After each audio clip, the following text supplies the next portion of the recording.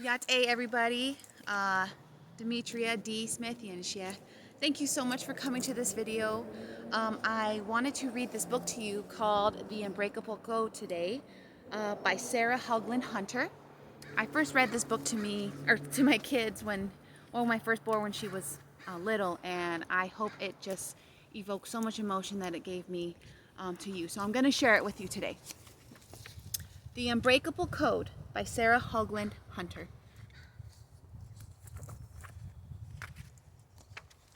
John raced up the trail, sending pebbles skidding behind him.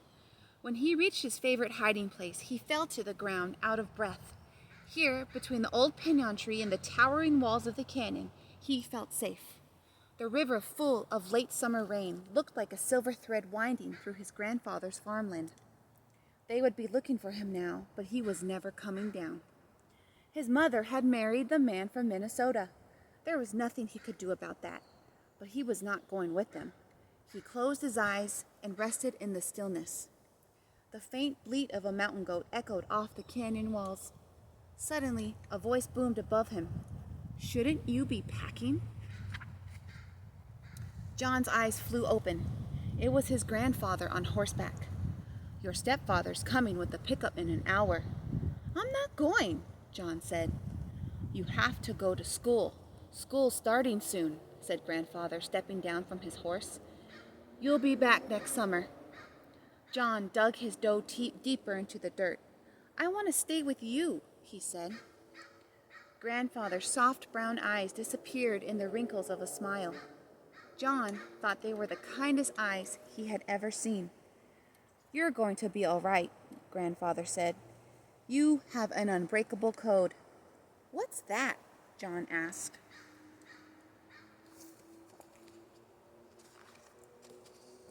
Grandfather sat down and began to speak gently in Navajo. The sounds wove up and down, in and out, as warm and familiar as the patterns of one of grandmother's Navajo blankets. John leaned his head against his grandfather's knee. "The Unbreakable Code is what saved my life in World War II, he said. "It's the Navajo language." John's shoulder sagged. Navajo couldn't help him. Nobody in his new school spoke Navajo. "I'll probably forget how to speak Navajo," he whispered. "Navajo is your language," said his grandfather sternly. "Navajo you must never forget." The lump in John's throat was close to a sob. "You don't know what it's like there," he said. His grandfather continued quietly in Navajo. "I had to go to a government boarding school when I was 5. It was the law."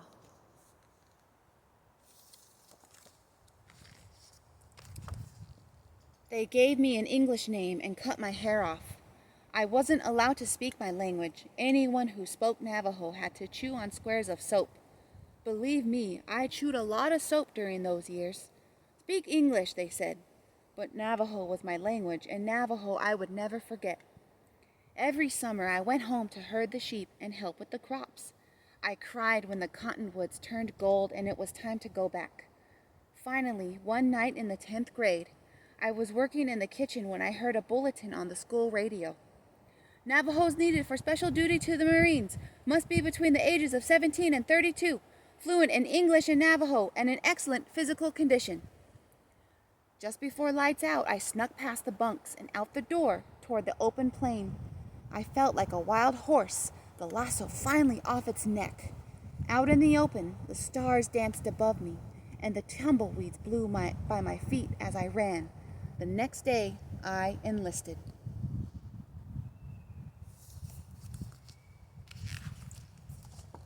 "But you weren't 17, said John. "The reservation had no birth records," grandfather said with a grin. 2 weeks later, I was on a bus needed for boot camp with 28 other Navajos. I stared out into the window into the darkness. I was going outside of the 4 sacred mountains for the first time in my life. "Were you scared?" asked John. "Of course," said his grandfather. "I didn't know where I was going or what our special mission was. Most of all, I didn't know how I would measure up to the people out there I had heard so much about." "How did you?" asked John, chewing his fingernail.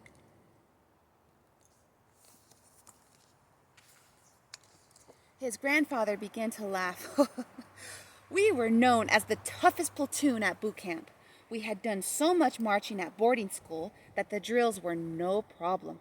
Hiking in the desert of California with a heavy pack was no worse than hauling water in the canyon in midsummer, and I'd done that since I was 4 years old. As for the survival exercises, we had all gone without food for a few days. A Navajo learned to survive. One weekend, they bused us to a new camp in San Diego. On Monday, we were marched to a building with bars on every window. They locked us in a classroom at the end of a long, narrow corridor. An officer told us our mission was top secret. We would not even be allowed to tell our families. We were desperately needed for a successful invasion of the Pacific Islands. So far, the Japanese had been able to intercept and decode all American radio messages in only minutes. This meant that no information could be passed between American ships, planes, and land forces. The government thought the Navajo language might be the secret weapon. Only a few outsiders had ever learned it. Most importantly, the language had never been written down, so there was no alphabet for the Japanese to discover and decode. He gave us a list of more than 200 military terms to code. Everything had to be memorized. No trace of the code could ever be found in writing. It would live or die with us in battle. When the officer walked out of the room, I looked at the Navajo next to me and began to laugh. All those years they told us to forget Navajo, and now the government needs it to save the country. We were marched every day to that classroom. We were never allowed to leave the building. We couldn't even use the bathroom by ourselves. Each night, an officer locked our notes in a safe. The code had to be simple and fast. We would only have one chance to send each message. After that, the Japanese would be tracing our location to bomb us or trying to record the code. We chose words from nature that would be easy to remember under fire. Since Navajo has no alphabet, we made up our own. A became Walachi. Ant, asked John in English. Grandfather nodded. B was shush. Bear, said John. C was musse. D, bet. E, zit. His grandfather continued through the alphabet. Each time he named the Navajo word, John answered with the English. We named the aircraft after birds. The dive bomber was a chicken hawk. The observation plane was an owl. A patrol plane was a crow. Bomber was buzzard.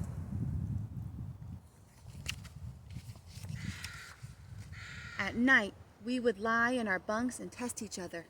Pretty soon, I was dreaming in code. Since we would be radio men, we had to learn all kinds of radio operations. We were taught how to take a radio apart and put it together blindfolded. The Japanese fought at night, so we would have to do most of our work in complete darkness.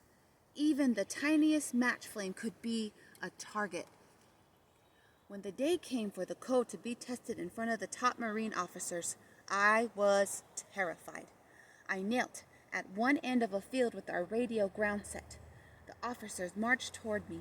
Behind a building at the other end of the field, another code talker sat under military guard waiting for my transmission. One officer handed me a written message. Receiving steady machine gun fire. Request reinforcements. It took only seconds for me to speak into the microphone in Navajo code. The officer sent a runner to the end of the field to check the speed and accuracy of the message. The Navajo at the other end handed him the exact message written in English before he even came around the corner to the building. They tested us over and over. Each time we were successful. The government requested 200 Navajo recruits immediately. 2 of our group stayed behind to train them. The rest of us were on our way. Tell me about the fighting, said John. Suddenly, Grandfather's face looked as creased and battered as the canyon walls behind him. After a long pause, he said, "What I saw is better left back there. I would not want to touch my home or my family with those pictures."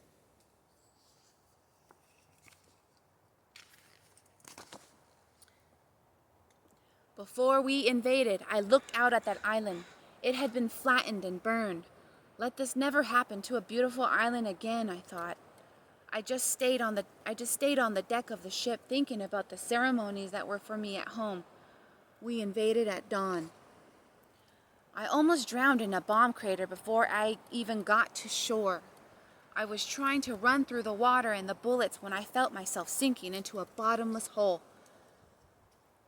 My 80-pound radio pack pulled me straight down. I lost my rifle paddling to the surface. On the beach, it was all I could do to just survive. I remember lying there with gunfire flying past my ears. A creek that ran to the beach was clear when I first lay there. By noon, it was blood red. The worst were the fallen soldiers I had to run over to go forward. I couldn't even stop to say I was sorry. I just had to run over them and keep going. I had to move through the jungle at night, broadcasting in code from different locations. One unit needed medical supplies, another needed machine gun support. I had just begun broadcasting to another code talker. "Arizona, New Mexico," I called. The next thing I knew, an American soldier behind me was yelling, "Do you know what we do to spies?" "Don't shoot," I said. "I'm American. Look at my uniform." He didn't believe me. He had heard the foreign language. He had seen my hair and eyes. Japanese spies had been known to steal uniforms from fallen American soldiers. One of my buddies jumped out from the bushes right at the moment and saved my life.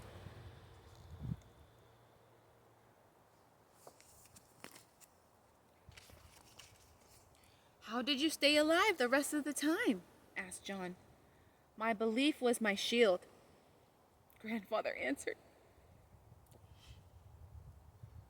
He drew a ragged wallet from deep inside of his shirt pocket. Inside of this, I carried corn pollen from the medicine man. "Never be afraid," he said. "Nothing's going to touch you, and nothing ever will." More than 400 code talkers fought in some of the bloodiest battles of World War II. All but a few of us survived. The Japanese never did crack the code. When they finally discovered what language it was, they captured and tortured one poor Navajo. He wasn't a code talker and couldn't understand the message they had intercepted. He told them we were talking about what we ate for breakfast. Our code word for bombs was eggs. 6 months before the war ended, Navajo code talkers passed more than 800 messages in 2 days during the invasion of Iwo Jima. When the American flag was raised on top of Iwo Jima's mountain, the victory was announced in code to the American fleet. "Sheep, uncle, ram, ice, bear, ant, cat, horse, itch," came the code. John tried to spell out the letters. "Suribachi?" asked John. "Yes," said Grandfather. "Mount Suribachi."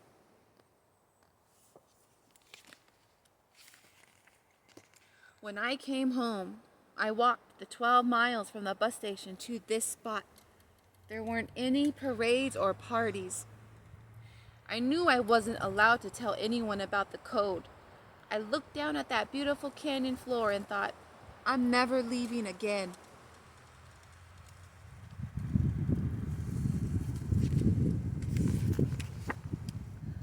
"But why did you leave in the first place?" asked John. His grandfather lifted him up gently onto the horse. "The answer to that is in the code," he said. "The code name for America was Our Mother. You fight for what you love. You fight for what is yours." He swung his leg behind John and reached around him to hold the reins. "Keep my wallet," he said. "It will remind you of the Unbreakable Code that once saved our country." John clutched the wallet with one hand and held the horse's mane with the other. He wasn't as scared of going to a new place anymore. His grandfather had taught him who he was and what he would always have with him. He was the grandson of a Navajo code talker, and he had a language that had once helped save his country.